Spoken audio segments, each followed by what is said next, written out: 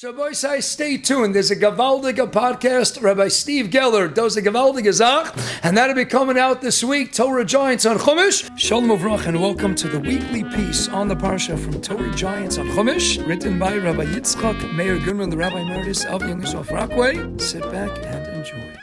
Welcome to Torah Giants on Chumash. I'm Steve Geller. This week we're doing a truly illuminating piece Rabbi Goodman picked for us called The Shame of an Accidental Killing. We're familiar with the concept of the cities of refuge for an accidental murderer to flee in certain unfortunate circumstances.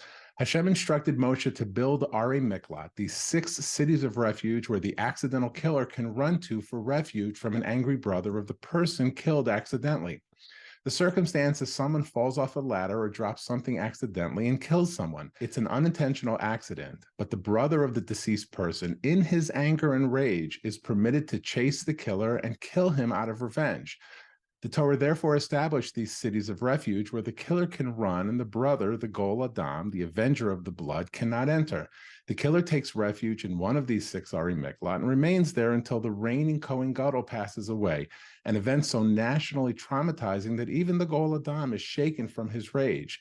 This is why these 6 Ari Miklat are occupied and run by the Leviim, whose hospitality to the accidental murderer will prevent him from actually praying for the death of the Kohen Gadol so he can go free. This most of us knew, but Rabbi Goodman brings a myriad of sources that explains to us a much clearer picture of how Chazal views this accidental murderer, and as I said, it's illuminating. In our Parsha, you shall designate cities for yourselves, cities of refuge, they shall be for you, and a killer shall flee there, one who takes a life unintentionally. Notice that they call him a rotzeach, a killer. 3 cities shall be designated beyond the Jordan, and the other 3 shall be designated in the land of Canaan. They shall serve as cities of refuge. According to Rashi, although the land of Canaan, there were 9 tribes, and here on the east side of the Yarden, there were only 2.5 tribes, the Torah gives the latter the same number of cities of refuge because in Gilad, on the east side, murderers were more numerous. In the case of a murderer who was exiled to a city of refuge and the people of the city sought to honor him due to his prominence, he shall say to them, Rotzeach ani, I'm a murderer. The Gemara asks, what is the meaning of, and likewise the same is true with regard to an exile. The Gemara explains that it is taught in a brisa, regard to the pasuk, the murderer shall return to his ancestral land, from which it is derived that he returns to his ancestral land, but he does not return to that status of prominence and honor that his ancestors held. As we read these examples, we have to remember that we're talking about an accidental killer, someone who didn't kill intentionally. Rav Shimon ben Lakish says, from the wicked comes forth wickedness. Evil incidents befall those who have already sinned. The Gemara considers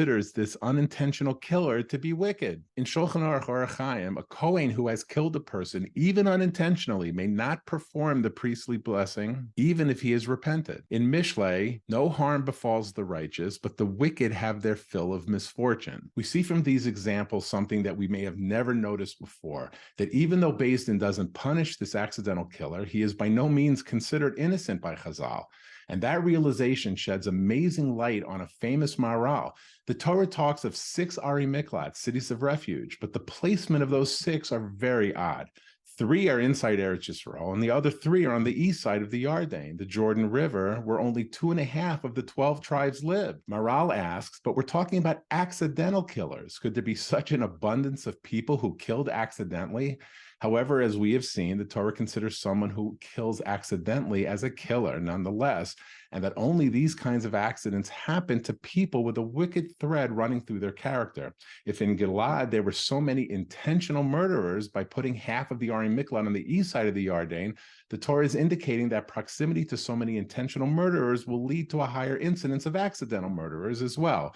This is why, even though the accidental murderer returns home, he's still referred to as a murderer, as a rotzeach. With all of this amazing background, Rabbi Goodman brings another Gemara in Makos that gives us more of a hint as to how Hashem deals with killers who had no witnesses to their acts.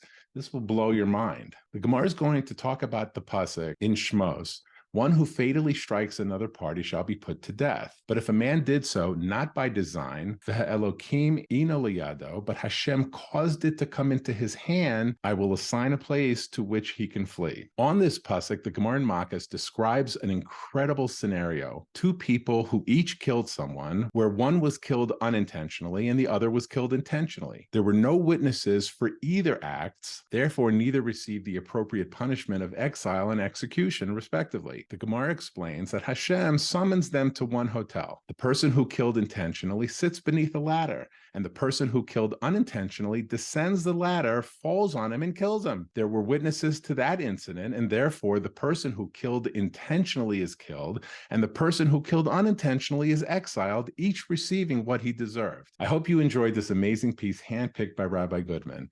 Now you should intentionally hit the like button on the video, subscribe to the YouTube channel, and hit the share button and send the link to all your friends and family so they too can enjoy this just unbelievable piece on the Parsha.